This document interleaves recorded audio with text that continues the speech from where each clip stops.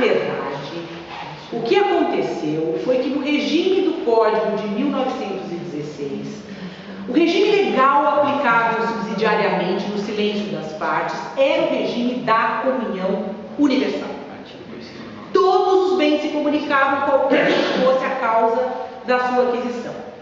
Esse Código de 1916 tinha um artigo 259 que estabelecia que no silêncio das partes aplicava-se as regras da comunhão, de modo tal que se o regime escolhido fosse separação de bens, mas o pacto fosse lacunoso a respeito dos bens futuros, os aquestos seriam comunicados.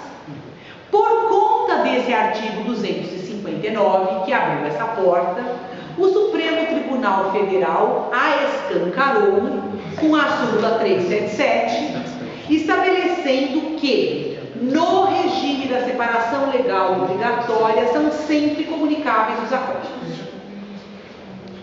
Isso, na verdade, é uma hipocrisia, porque reduzindo, tirando do meio toda a parafernália teórica e a nomenclatura, o que o legislador está a dizer é o seguinte: é obrigado o regime da separação de bens que vai funcionar como comunhão parcial, que é o regime legal.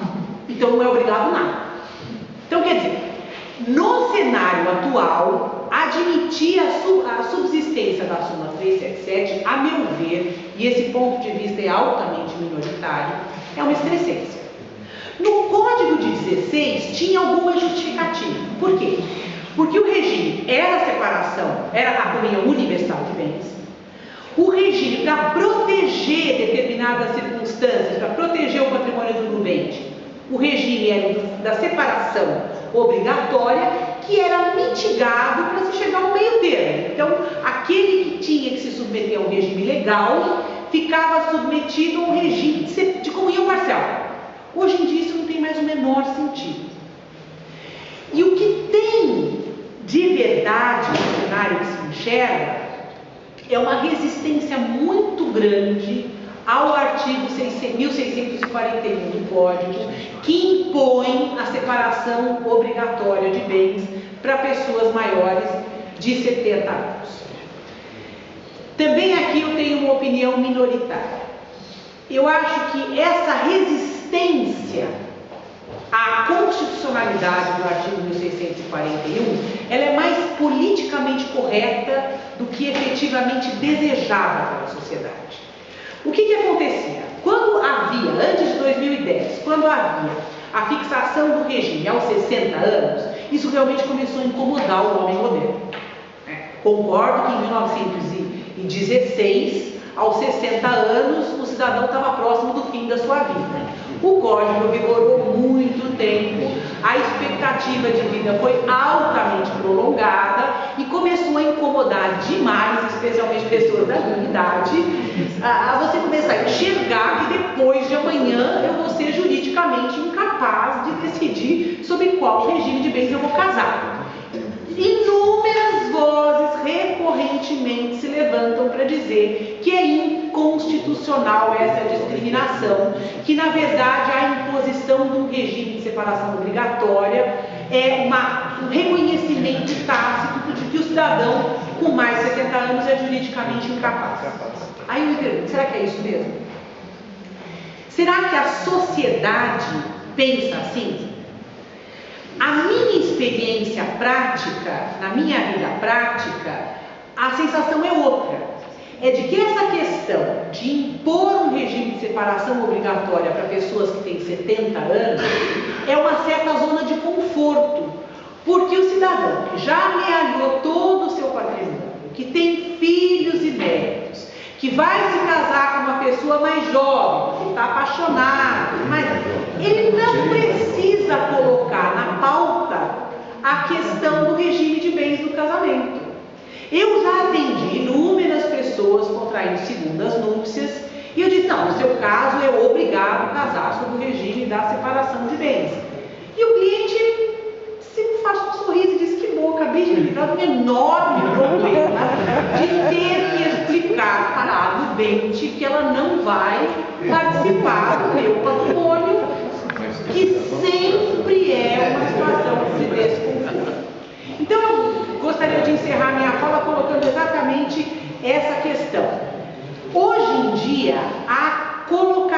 separação da idade de 70 anos como um descrime para exigir que a partir dela o regime da separação seja obrigatório, é uma coisa positiva ou é negativa? E se ela for a vida como positiva, principalmente porque o limite etário mudou para 70 anos, isso seria uma discriminação ou um tratamento diferenciado que é plenamente aceitável. Nós temos inúmeros exemplos de tratamento diferenciado de sujeitos de direito por conta da idade. O início da vida da capacidade civil, os direitos previstos no Estatuto do Idoso, são todos reputados absolutamente legítimos. Por quê? Porque são havidos como vantajosos. À medida em que se vislumbre, nesse artigo 1641, alguma espécie de vantagem, e aí há que se ter coragem de dizer o que eu estou dizendo, porque o mais fácil é ser politicamente correto e dizer que isso é um absurdo, é uma excrescência, é emocional. Por que eu comecei a pensar em alguma saída? Porque eu estou esperando, eu estou formada há 35 anos, eu estou esperando a declaração da inconstitucionalidade desse artigo 1641 desde que eu me formei. Quando em 2010 eles resolveram rever a lei para mudar o limite do 60 para o 70, eu falei, bom, se eu viver tanto, eu vou ficar esperando os próximos 30 anos, porque não vão mudar. Então, já que é uma situação posta, eu prefiro trabalhar com ela. E a partir do momento que é uma situação posta, esse regime da separação obrigatória não pode ser mitigado justamente para consertar a questão do 1641. Eu me explico. Se nós não admitirmos que é constitucional a ideia de estabelecer um limite etário, nós temos que simplesmente dizer que é inconstitucional o 1641. Ponto. Não temos que tentar contorná-lo com o resgate de uma súmula do início dos anos 60, porque a súmula 377 é do início dos anos 60. 64. Exatamente. Com a memória prodigiosa, o professor Simão me socorreu aqui, que é de 3 de abril de 64. Para dizer que o regime de separação é obrigatório, mas que na verdade ele não é tão obrigatório assim, porque ele funciona rigorosamente como regime. Meu celularzinho está me avisando que eu já falei mais do que devia. Eu sou sem desligar. Bom, ele fala. Mas é exatamente isso aí que eu queria chegar. Então, se existe uma imposição da lei, se existe um tratamento diferenciado, e se o regime é de separação, que se defenda as últimas consequências, que é um regime de separação absoluta que convive com os outros regimes típicos, que seriam os que prevêem alguma espécie de comunhão.